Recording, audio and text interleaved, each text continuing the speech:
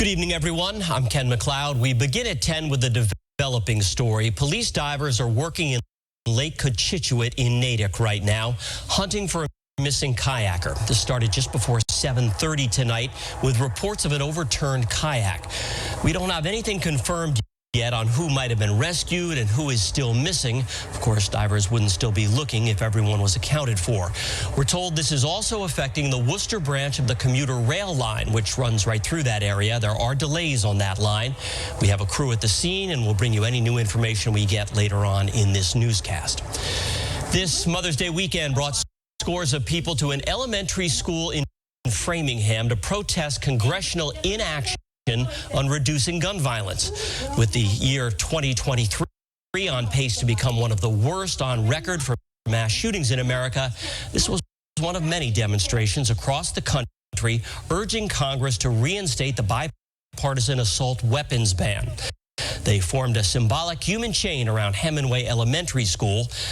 May 24th will mark the one-year anniversary of the slaughter at an elementary school in Uvalde, Texas, yet another tragedy where the shooter used an assault rifle. And this is something we have solutions for. It is long past time we get these guns of war off our streets, out of our schools, and that we send our kids to school knowing they're going to come home safely to us. The demonstrators point to exploding gun sales over the last several years, including a 25% increase in the sales of assault weapons. Boston police are investigating a crash that injured a pedestrian in Mattapan. The call came in at about 2:15 this afternoon for someone hit by a car near 882 Cummins Highway. That's a 4-lane road with some very busy intersections. Boston police are working to update us on the victim's condition.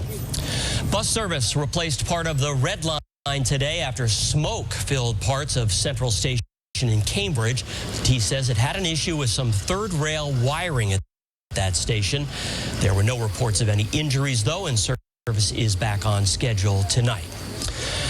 Remnants of this brush fire continue to burn near the Lynn Woods. Sky Eye was over the scene yesterday at the height of the blaze, but fire crews tell us they were there all night watching for flare-ups. Small pockets continue to burn, but firefighters say it's not threatening anyone's property. Firefighters are asking people, though, to stay away from the Lynn Woods, at least for the time being. The family of a 5-year-old Andover girl who was run over and killed by a truck earlier this week is hoping to create some good out of that tragedy. Sydney Olson's family is starting a scholarship in her name. It'll benefit the Shed Children's Campus in Andover, and the money will help provide enrichment classes to kids who can't afford them. Her family released this statement today. Sid sprung fearlessly into every day with curiosity, creativity, and love for her community. She wanted nothing more than for people to come together and shared experiences in nature, in the classroom, anywhere. She was known for her soft-spoken style of building bonds across groups and memorably asked for her birthday party to be a rainbow theme, saying it's everyone's favorite colors. Tonight, we'd like to shine a spotlight on dozens of high school seniors working toward a greater Boston. All of the seniors at Cristo Rey are heading off to college, and it's not just due to their good grades. WBZ's Paul Burton has the story.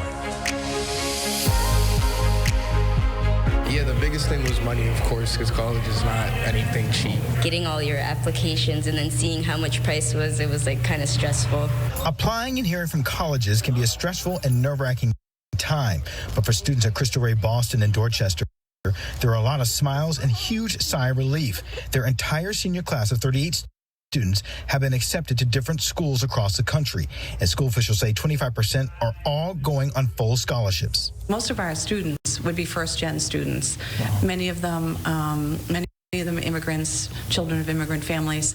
Cristo Rey is a Catholic high school exclusively serving families of limited economic resources. 18-year-old Inaya Henderson is on her way to college and couldn't believe it when she heard the news. It means a lot because I want to go into pre-med and I'm going full ride, so I'll be a nurse without debt. For her, the scholarship is a game changer for her family. I got my financial package, and then when I saw the big zero, they're like, "You're going there." Eliane Morla heard over the phone about his full scholarship to Assumption College. It was just one big sigh for everyone. You know, it's a full academic scholarship, and I was 100% grateful because one of those opportunities, you know, they don't come by often. At Crystal Ray, they place a huge emphasis on preparing their students to get through college and even connect them with a local business as part of a corporate work-study program. I worked at Berkshire Residential, so that was a really big thing for me. I was in data analytics. Knowing that they have achieved, that their hard work has paid off, that their hard work has been recognized by a third party, by a college, it's really a wonderful feeling. And ready to tackle the next chapter in their lives. For my parents, it means a lot for them. My mom was going to go to Northeastern, and then she had me, so she couldn't go. So it means a lot that I'm going for free. It's like an extension of her. Young students excited to learn and ready for opportunity. In Boston, I'm Paul Burton, WBZ News. Time now to check on a pretty nice forecast with meteorologist Jacob Wyckoff. Ken, it's almost like we gift wrap this for mothers everywhere out there. This weekend has been fantastic. Today, we hit highs in the upper 70s and low 80s.